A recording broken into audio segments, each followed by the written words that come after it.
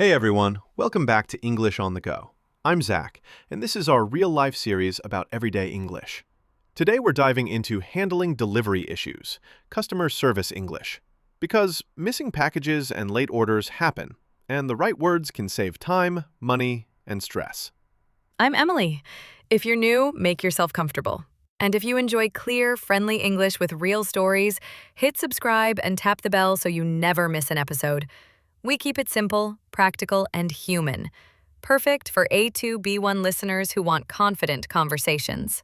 Last month, I ordered a birthday gift for my nephew. The tracking stopped updating 3 days before the party. When I called, the agent asked for my order number and the address. I kept it short. What I ordered, when it shipped, and the problem. No scan after dispatch. That helped. I also stayed polite. I think there's a delay with my package. The agent checked with the courier and offered expedited shipping for a replacement. My turn. I ordered shoes, but the box arrived damaged and one shoe was the wrong size. On live chat, I explained the issue and asked for options. The agent gave me a reference number and a prepaid label. I chose a replacement and got a confirmation email with the estimated delivery. It felt smooth because I had my order number ready, and I stayed calm even after a long hold time. Quick vocabulary. Tracking means you can see where the package is. Dispatch is when the warehouse sends it out. If things get stuck, an agent might escalate the case, send it to a higher team. And expedited simply means faster than normal. So today, we'll help you explain problems clearly, ask for solutions, and confirm next steps. Real phrases, real tone. Stay with us, grab some water, and if this helps you, please subscribe and share it. Ready? Let's sort those delivery headaches together.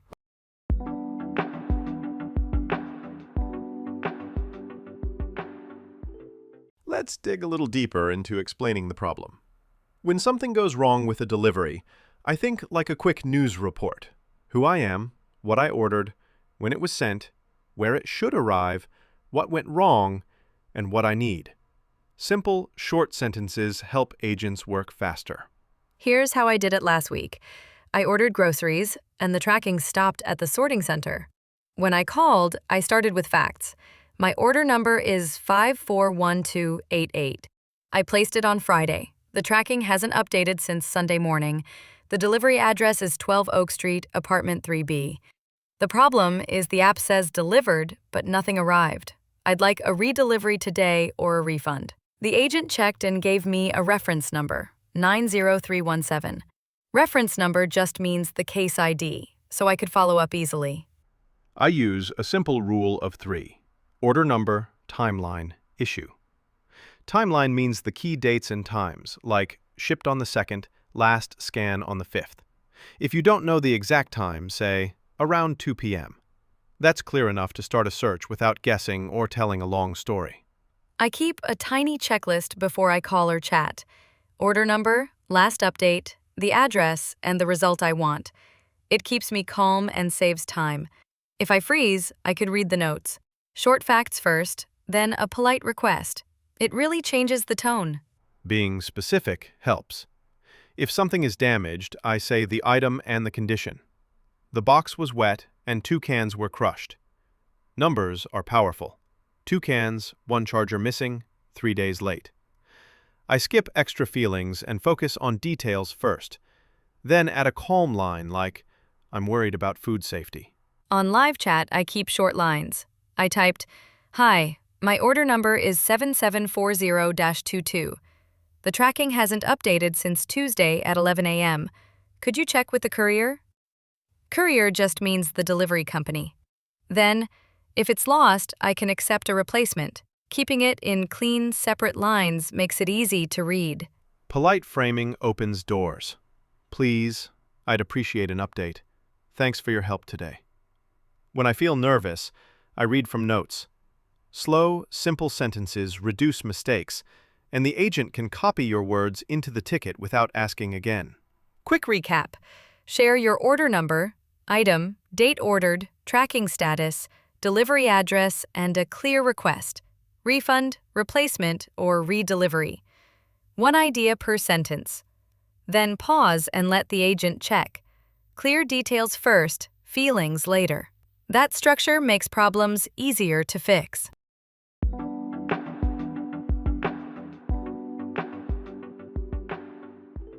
So, when it's time to ask for solutions, I choose my goal first: refund, replacement, or credit.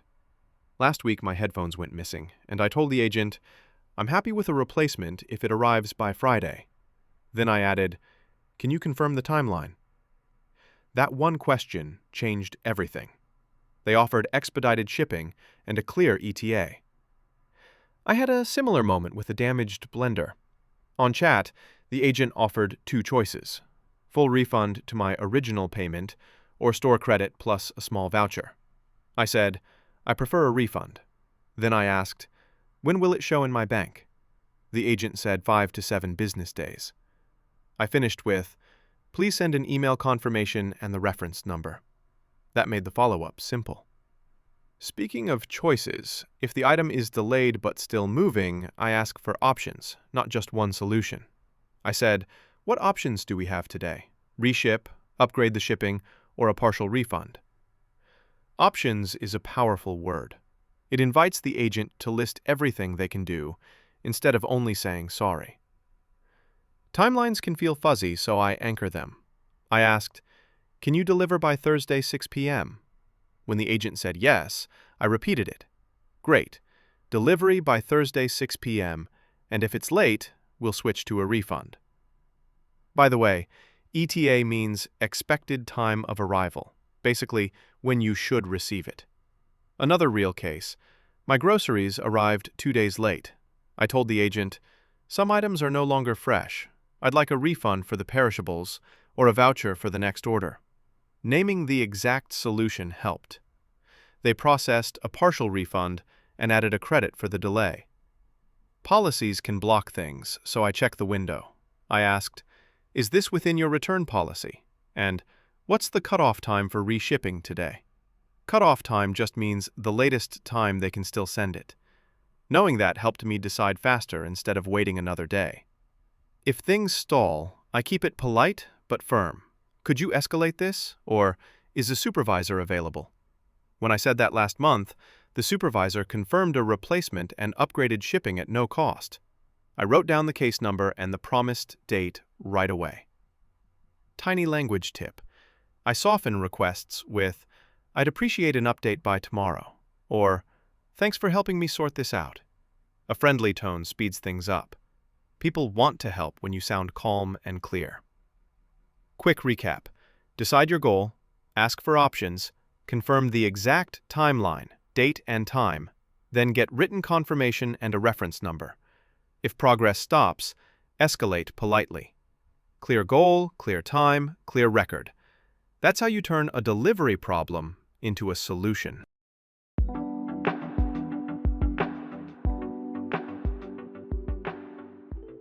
Let's roleplay and compare a phone call with a live chat. Real words, simple steps. First, a missing parcel by phone. Say who I am, what went wrong, what I need, and when I need it. Phone call. I said, hi, my name is Zach. Order 6231-B. The app shows delivered today, but I didn't receive it.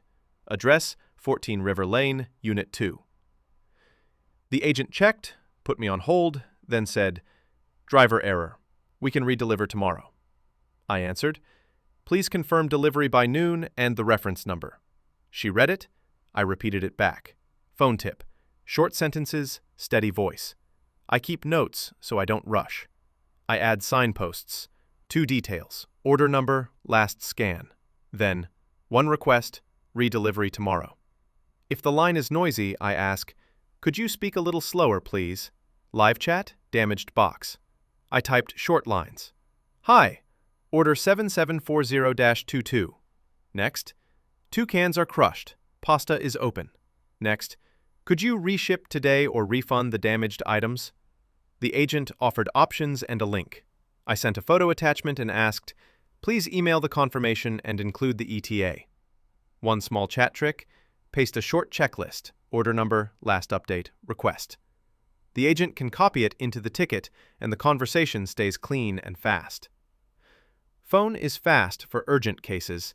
Chat is best for a record. Chat gives a transcript.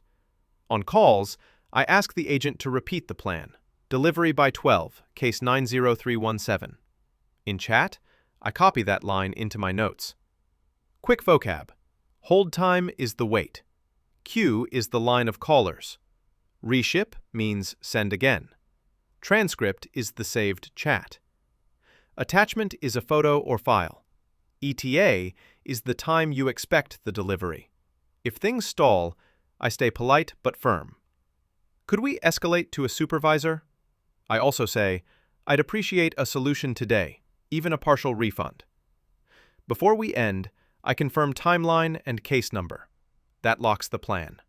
Recap: choose call or chat, share facts, ask for options, confirm the exact time, and get proof, reference number or transcript. One idea per line, one request at a time. That simple structure turns stress into action.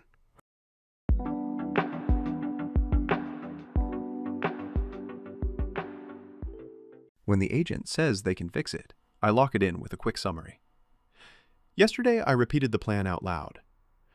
Redelivery tomorrow by 2 p.m., case 10845. Email confirmation today. Saying it back helped us catch a typo in the time. I do a 3-line wrap-up. First, the problem and item. Second, the solution and deadline.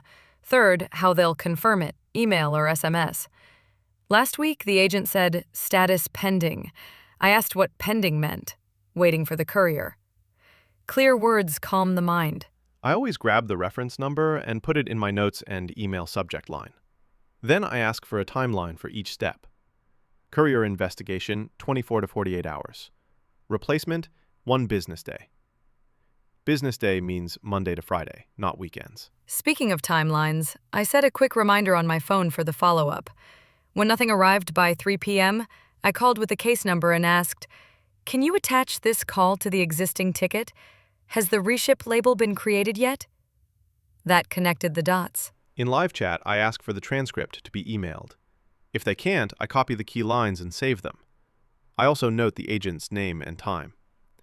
A tiny folder called Delivery Groceries Order has saved me more than once. Photos help.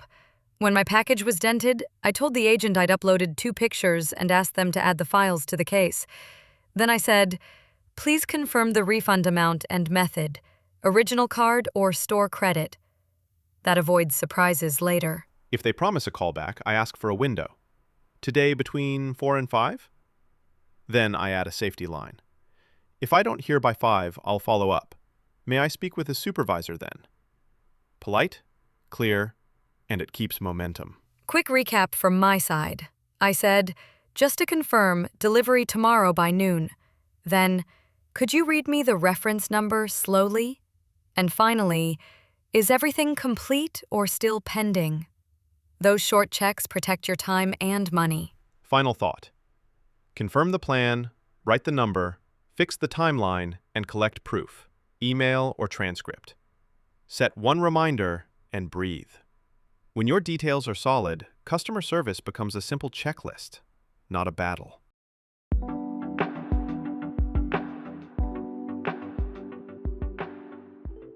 Let's talk about tone when things go wrong. I breathe once, sip water, and start neutral. Short facts first, then a clear request. Last winter, my parcel vanished, and I almost snapped. Instead, I lowered my voice and said, "Here's what happened, and here's what I need." Tone travels. Agents hear calm, and they help faster. I had a long hold last week, music for 12 minutes. When the agent answered, I said, "Thanks for taking my call. I know delays happen." Then I explained the issue. I told her, "I understand this isn't your fault, but I do need a quick solution." That respect opened the door immediately. Speaking of that, escalation doesn't mean anger. It means moving the case to someone with more power. I said, "If possible, could you escalate this to a supervisor?" Firm, but polite. The supervisor approved a replacement and waived the shipping fee. Assertive is not aggressive. It's clear, steady, and solution-focused. I set gentle boundaries. I asked, "Could we solve this today?" And What's a realistic callback window? When the agent said 2 hours, I repeated it and added, if I don't hear back by then, I'll follow up with this reference number. Boundaries guide the process without pressure. Cultural tip. In some places, direct requests are normal. I need a refund today. In others, softer framing feels better. I'd appreciate a refund today if possible. I try to match the agent's style. Clear goal, polite words. Both styles can be respectful, just different rhythms. Voice matters. On the phone, I slow down and pause between details. On live chat, I avoid all caps and too many exclamation marks. I write like this: short lines, one idea each. I also add, thanks for looking into this, which means, thank you for checking carefully. When I feel angry, I draft a message, remove extra emotion, and keep the facts. I told the agent, the last scan was Tuesday. The box arrived dented. Quick vocab. Goodwill credit is a small apology credit from the company. I accepted it once because it covered the delay nicely. I also use empathy. I ask the agent's name. Thanks, Maya, for staying with me. Using names builds trust. Then I mirrored her language. She said, investigation, so I said, okay, investigation for 24 to 48 hours. Mirroring shows you're listening and keeps the terms consistent. Quick story contrast. Once I sounded frustrated and the call got tense. We went in circles. Another time I stayed calm, repeated the plan, and asked for written confirmation. That second call took 8 minutes and solved everything. Same problem, different tone, different result. Small self-care tricks help. Stand up, stretch your shoulders, smile before you speak. Smiling softens your voice. If the call gets heavy, I say, could I place you on a brief hold while I check the order email? A tiny pause resets my brain. Mini recap. Breathe, share facts, keep your voice steady. Match the culture with polite wording and set clear timelines. If needed, escalate respectfully and confirm the plan in writing. Calm is a tool. Use it, and your delivery problem turns into progress.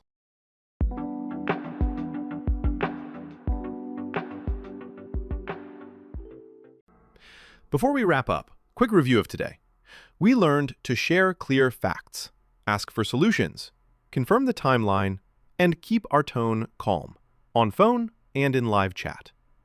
That simple path turns a messy delivery problem into a clear plan. And we kept repeating one structure in different ways: problem, solution, timeline, proof. Proof can be a reference number, a confirmation email, or a chat transcript. When those 4 pieces are solid, everything moves faster and feels lighter. Here's a tiny practice plan. I keep a note on my phone with 4 blanks: order number, last update request, request, deadline, deadline. Before I call, I fill it in. During the call, I read my summary slowly and check each blank is covered. I like a 10-minute drill. Open the tracking page, look at the latest scan, and describe the situation in 3 short sentences. Then add 1 polite line. I'd appreciate an update today. Record a quick voice memo and listen to your tone. Clear and steady wins. If you're practicing with a friend, switch roles. One plays the agent and asks for missing details, the other answers with facts and a deadline. Then swap and compare what worked. You'll hear how small words change the result. Quick vocab refresh. Tracking shows where the package is. Dispatch means it left the warehouse. ETA is the expected arrival time. Escalate means send the case to a higher team. Goodwill credit is a small sorry from the company. My follow-up routine is simple. Calendar reminder for the promised time, paste the reference number, and keep 1 screenshot of the plan. If nothing happens by the deadline, I call back with the case number and politely ask for escalation. One last mindset note. Be kind to yourself. Delivery errors aren't your fault. Your job is to stay clear, ask for options, and lock the next step. A friendly voice plus solid details usually opens doors. If today's tips helped, subscribe and tap the bell so you catch the next episodes. We've got more everyday English coming. Short, real, and useful for calls, chats, and life. Share this with a friend who's fighting a late package, and tell us in the comments which phrase worked best for you this week. Thanks for spending time with us. See you in the next one.